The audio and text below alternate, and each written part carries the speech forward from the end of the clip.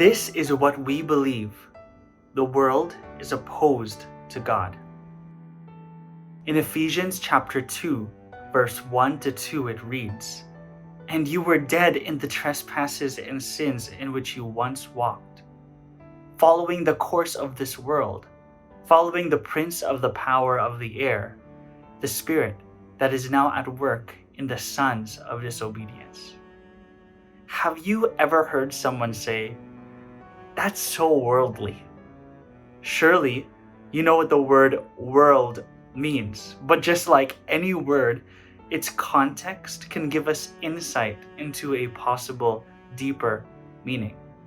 For example, in John chapter 3 verse 16, arguably the most famous use of the word world is found in the Bible. "For God so loved the world that he gave his one and only Son." Now, in this context, the word world is referring to all people and not plants and animals and buildings on the earth. Similarly, when we look at the passage that we opened with, its context suggests a different meaning to the word world. Let's look at other passages that use the word in a similar way to the passage we read in Ephesians.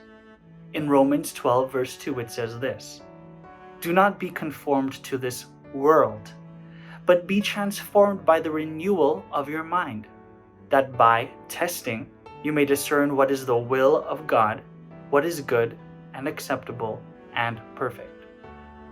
1 John 2:16 says this, "For all that is in the world, the desires of the flesh and the desires of the eyes and pride in possessions, is not from the Father, but is from the world." Starting to see what the word world might mean in these contexts? World here refers to the collective evil spiritual force caused and led by Satan. It includes all desires, actions, and spiritual forces that are against or in contradiction to God and his kingdom. Now, we live in this world and experience these forces daily. How do we respond to this? 1 John 4 to 5. 1 John chapter 4, verse 4 to 5 offers us an encouragement.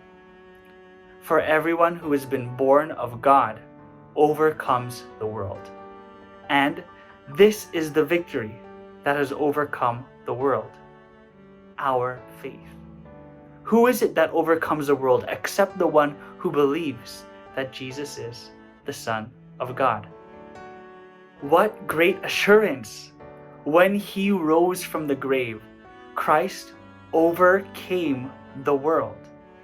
Those of us who believe become his body, and with him also overcome the world through him.